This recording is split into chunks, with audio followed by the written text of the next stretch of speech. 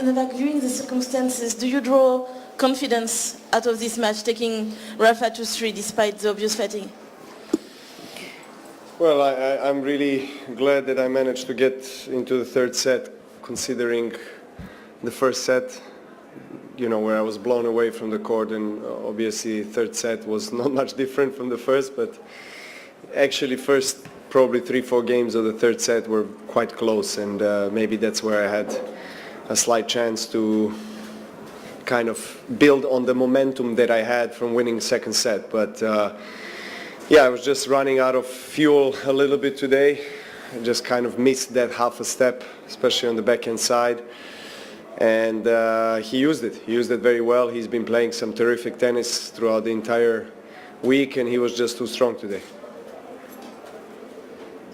Novak, you had the late semi-final last night, obviously, and it reminded me a little bit of 3 years ago when you had played Murray in the final here, and it was a similar situation where you played late on Saturday. Just how much of a disadvantage did you feel like you were at from that before the match even started, and did you feel it at the beginning and the end, I guess, especially? Well, I mean, you know, it's always a question, do you want to speak about it or not? I really always try to respect the win of my opponent, and I don't like to talk about it too much. It is what it is. You know, the schedule can be improved. In my opinion, I think also there was a situation with doubles match. They finished, I think, yesterday. After I ended up my semifinals, I think, around 11, and then the doubles match after us was almost 1 a.m. and they went out on the court to play at 2 p.m. their finals. So those types of things are a little bit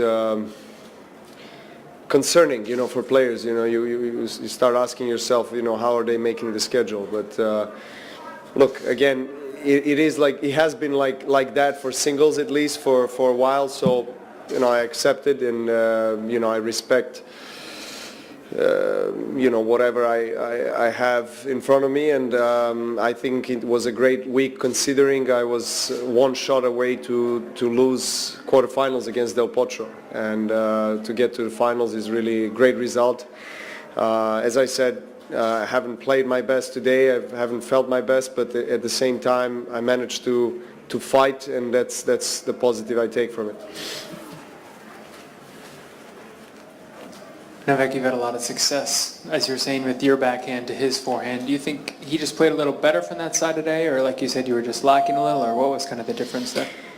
Well, I mean, in the second set it was better, but just overall, I was, as I said, lacking maybe a little bit more of a dynamic movement, you know, kind of attacking the ball.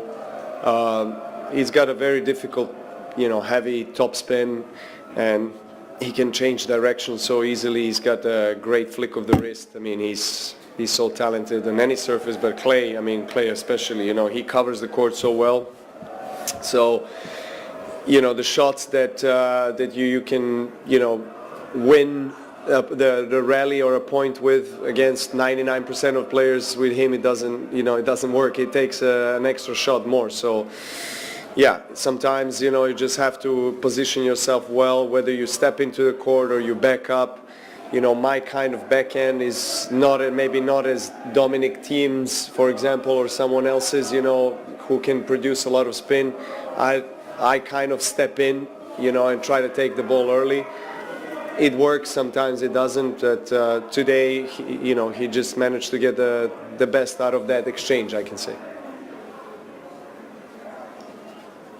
The president of the Italian Federation said that was already decided to have 10 days in Madrid and in Rome, and then players change opinions or ask for more thought. What do you think about this? It's not the time to have a different schedule in this period of year with the clay before Paris? Well, first of all, I don't know where he got that information from, because it's not true. That's for sure. It hasn't been decided. There's been a lot of talks about it for years now. But you know, it's not that simple. I understand why this tournament or Madrid want to have additional few days. I understand. But then it affects some other weeks or other tournaments. So you know, you have to try to find a balance. I mean, it is complicated, but I think change is going to happen. That's my feeling, but you know, I don't know whether this tournament in Madrid will get the 10 days. I don't think one will get, another one will not. So it's either both or none. That's my opinion, but again, it is the schedule and the calendar is very complicated. You know, it's you gain something, but then you lose. You know, maybe you hurt another 2 or 3 smaller tournaments, and that can create a lot of trouble for ATP as a legal entity. Novak, what was going through your mind in the first set? How high was or good was Rafa's level in that first set? Well, I mean, his level was very high, without a doubt, throughout the entire tournament, and I knew that. But you know, I started a bit slower. I wasn't as fresh in my legs, and he used it, and it took me a bit of time to kind of get used to his pace of the ball, which is completely different. And I played last 2-3 matches, 3 matches out of 4 matches actually before finals. I played night session, so completely different bounce. It doesn't bounce higher than the waistline, and very muddy, slow, and during the day it's different, you know, especially with his forehand. So you know, I was trying to get used to where the ball is bouncing and where I have to kind of position myself to hit it well. So the second set was obviously better, and played well. Had my chances in first couple of games, I thought, in the third set, but then he ran away from me. Last 2 questions.